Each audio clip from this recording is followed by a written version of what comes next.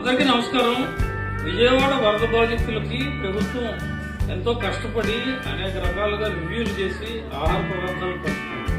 ముందు ఉడికించిన ఆహారం ఇస్తే 2 రోజులు పంచారు, తర్వాత అవి పాడవుతున్నాయి, అందరూ అదే రకమైన ఆహారం ఇస్తున్నారని డ్రై ఫ్రూట్స్ అంటే డ్రై ఫ్రూట్స్ లో డ్రైగా ఉన్న ఫ్రూట్స్ కావచ్చు, లేకపోతే బిస్కెట్స్ కావచ్చు, పాల ప్యాకెట్లు, అదేవిధంగా వాటర్ బాటిల్ ఇవన్నీ కూడా ఇస్తుంది. అయితే చాలా వరకు ఆహారం ఒకళ్ళ దగ్గర స్టక్ అయిపోవడం, వృధా అయిపోవడం, ఎవరైతే వరద బాధితులు చిక్కుకుని ఉన్నారో వాళ్ళందరికీ లాస్ట్ ప్లాన్ వరకు వెళ్ళేయడం, జాగ్రత్తలు తీసుకోవడం కోసమే ప్రభుత్వం ఇలాంటివి పంచుతోంది. కాబట్టి మధ్యలో ఎవరు ఎక్కువ స్టాక్ పెట్టుకోకుండా చివరి వరదలు చిక్కుకున్న ఎవరైతే ఉన్నారో వాళ్ళందరి వరకు ఇది ఫ్రూట్ అయితే ఫ్రూట్లు, బిస్కెట్ ప్యాకెట్ అయితే బిస్కెట్, పాలు అయితే పాలు, వాటర్ అయితే వాటర్, ఏదైనా కానీ వృధా చేయకుండా వాళ్ళ వరకు వెళ్తే ఒక మంచి ఫలితాలు 4-5 రోజుల్లోనే కోలుకునే పరిస్థితి వస్తుంది. లేకపోతే అనవసరంగా ఇప్పటికే ఫుడ్ వేస్ట్ అయింది, ఇంకా వేస్ట్ అయ్యే అవకాశం ఉంది.